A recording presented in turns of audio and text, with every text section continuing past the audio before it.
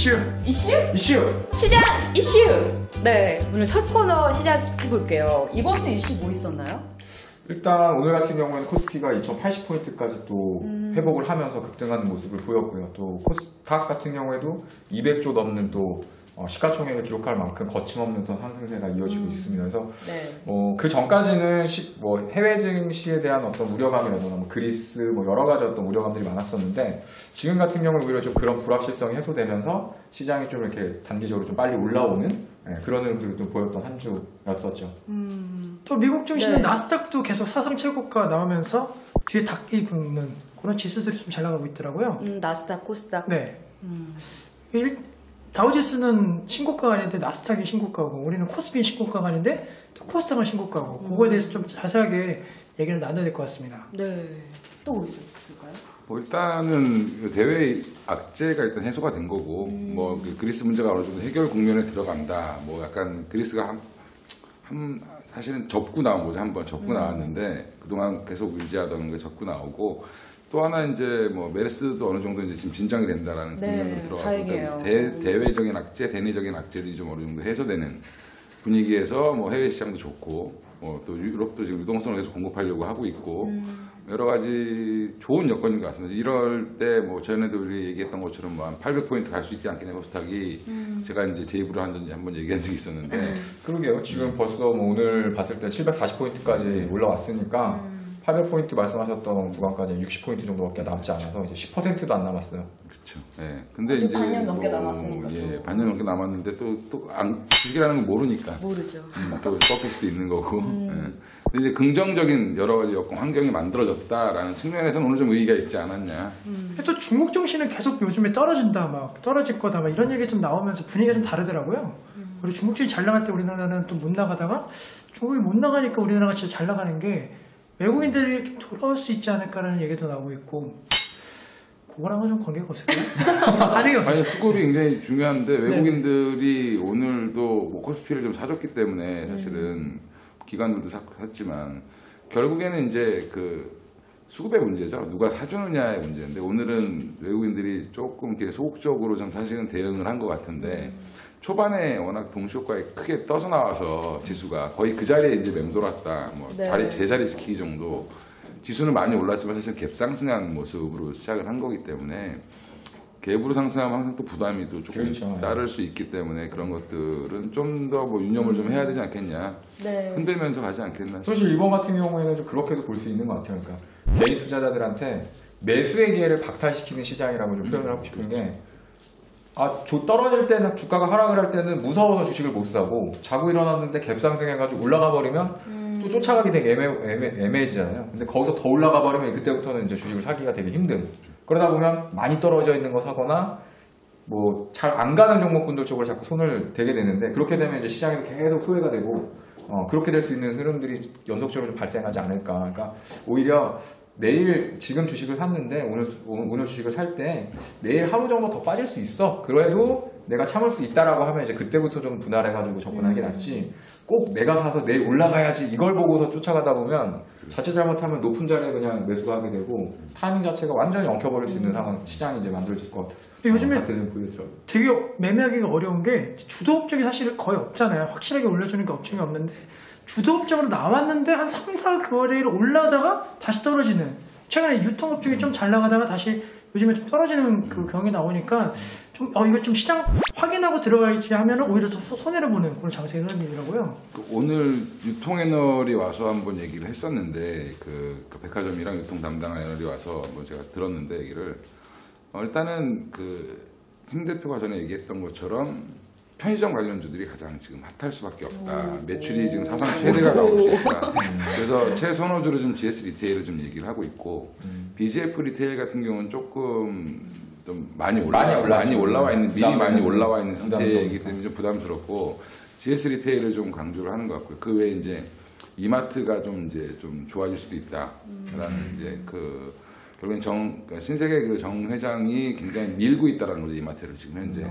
이마트도 또 위듬이라는 편의점을 갖고 있기 때문에 그것도 좀 확산 추세에 있고 간편식 이런 1인식 관련된 얘기도 좀 많이 나오고 있어서 뭐 2개 정도가 지금 거의 유통에서 좀 탑픽으로 좀 보고 있는 것 같습니다. 게다가 또 이제 그 면세점, 그 시내 면세점 사업자 선정하고 관련해서도 또 그런 이슈들이 있다 보니까 신세계가 어저께 또 급등하면서 급등했죠. 예. 15% 넘게 또 오랜만에 올라가는 모습들을 보였거든요. 네. 그 신세계 정 회장이 그 결국에는 굉장히 큰 이슈를 던졌죠. 명동 한복판에 있는 신세계 본점을 면세점으로 바꿀 거다. 이렇게 얘기를 해버리니까 그 명동 하면 결국엔 중국인들의 메카잖아요. 네. 예, 거기 화교들이 원래 옛날부터 살았었고 중국 대사관도 거기에 있고 예. 그러다 보니까 명동에 이제 중국 사람들이 많이 몰리는데 거기에 그 유서 깊은 그 본점을 면세점으로 바꾸겠다 이런 카드를 내놨기 때문에 충분히 뭐 신세계가 딸 거라고 생각하는 경우가 더 많이 있는 것 같습니다. 오히려 호텔신라나 현대산업이 좀 어렵지 않겠냐 뭐 이런 얘기가 좀 돌았습니다 오늘. 그리고 오늘 보면은 어저께 같은 경우에는 이제 신세계가 좀 많이 올랐고 오늘은 또 호텔신라가 좀 많이 올랐고 근데 호텔신라가 오르는 이유도 있지만 특히 오늘 같은 경우 장도 많이 올라왔지만 삼성그룹주들이 또 전반적으로 좀 괜찮은 모습을 좀 보였거든요. 삼성전자도 한 3% 넘게 네. 오랜만에 좀 급등하는 모습을 보였었고 그게 그 이재용 회장의 사과 때문이 맞나요? 근데? 뉴스에 그런 게 나왔었어요. 뉴스 혹시 보셨어요? 이 꿈보다 해몽 아니에요? 그러니까 근데 어차피 약간 끼어 맞추기 네. 같은 느낌이 있었고 또 삼성그룹이 사실 그동안 좀 많이 떨어졌었고 수급도 안 좋았었는데 이제 좀 메르스 여파가 지나가고 수급이 정상화되면서 좀 삼성그룹 쪽으로 수급이 들어온 게 아닌가 그렇게 판단이 되고 뉴스에는 있습니다. 이렇게 나왔더라고요. 그러니까 이재용 부회장이 이제 메르스 관련해가지고 이제 삼성 사과를 했는데 공교롭게도 이제 삼성그룹 관련주들이 좀 많이 오늘 장이 좋다 보니까 많이 올랐죠. 사과 이후 사과로 인한 뭐 급등세 뭐 이런 식의 뉴스를 오늘 접하면서 그게 맞는 건가 아니면 뭐 어떻게 보면 맞을 수도 있겠죠. 근데 뭐 과연 관련 있는 건가 없는 건가 이렇게 아리송? 공부를 좀 안 하는 그냥 뭐 예. 그리고 요즘 얘기 나오는 게 이제 추경 추가 연기부양책에 대한 부분이 좀 이제 증시에 좀 호재를 작용을 하고 있더라고요. 그래서 그런 그리고 부분. 오히려 이제 금리 인하를 발표를 했을 때는 이제 맞아요. 약발을 좀 못 받다가 오히려. 이제 시장이 좀 안정을 좀 찾다 보니까 증권주라던가 이제 건설업체 건설. 쪽으로도 이제 매기가 이동하면서 그게 이제 뒤늦게 좀 약발을 받고 있는 것 같아요. 이제 그런 종목분들도 조금 분위기가 좀 좋았었고 워낙에 또 그 시장 대비해서 많이 떨어졌던 뭐 대형주 보면 포스코 같은 경우 조선이라던가 포스코 같은 경우도 뭐 바닥에서부터 좀 이렇게 끌어올려 놓는 그래서 시장이 전반적으로 이제는 조금 그 밸류에이션적인 부분을 좀 강조하는 장이 되지 않았나. 그 전에는 사실 모멘텀 장이었죠. 그러니까 시장이 불확실성이 많다 보니까 뭐 제약이라던가 바이오처럼 어떤 성장성이 부각되고 어떤 스케줄링이 나와 있는 종목분들의 돈이 좀 많이 올랐었다고 한다면 지금은 이제 해외적인 어떤 불확실성이라던가 이런 부분이 좀 축소가 되다 보니까 그냥 가격적으로 좀 싸고 내재 가치가 좀 우수한 좀 많이 떨어져 있는 낙폭과대 종목들 이런 대형주들 쪽으로 좀 자금이 많이 유입되면서 코스피에 있는 종목들도 좀 바닥에서부터 좀 많이 올라오는 그런 흐름들이 나타났다. 뭐 코스피는 뭐 화학업종들이 좀 많이 올라오면서 사실은 네. 지수를 견인했다라고 볼 수 있고 삼성전자 계속 제자리에 있는 상황에서 그러니까 근데 코스닥이나 코스피나 결국에는 계속 지금 코스닥도 몇 년 동안 지금 거의 박스권에 갇혀 있다가 지금 뚫고 나가는 모습이니까 계속 방구만 꼈죠. 계속 방구만 끼다가 punkpunkpunk 방구만 끼다가 한번 제대로 쌌죠 이렇게. 예. 근데 이제 코스피도 결국에는 그러지 않겠나. 계속 2100포인트를 가냐 마냐 계속 부딪히고 계속 밀리고 이렇게 하다가 결국에는 어떤 모멘텀이 생길 때 이 오랫동안 한 3년 가까이 갇혀 있었기 때문에 또 뚫고 나가면 또 강한 힘이 나올 수 있지 않겠나. 사실은 이번에 그 단기적으로 지수 조정 받을 때 2010포인트 정도까지 하락을 보였었는데 거기 그 수준 정도 이탈하지 않으면 저는 이번에 이 저점으로부터 한 2300포인트까지 좀 큰 조정 없이 다이렉트로 한번 뽑아 올릴 가능성도 좀 있을 것 같아요. 하반기에 예, 이제부터 시작인 거지. 어떻게 보면. 결국엔 개인 투자자들이 놓치는 부분이 그런 부분이라는 거죠. 이제 결국엔 주식 종목도 마찬가지고 지수도 마찬가지고 마지막에 그 잘 박스권에서는 잘 갖고 있다가 한번 딱 들었는데 거기서 나 이익 봤다 그러고 팔아버리면 그때부터 놓치는 거죠. 그렇죠. 네, 그때부터가 진짜의 시작이기 때문에 그때 그걸 잘 갖고 있어야 되는 그동안 고생했던 거를 던져놨다고 파는 그런 오류를 범하면 안 된다는 거죠.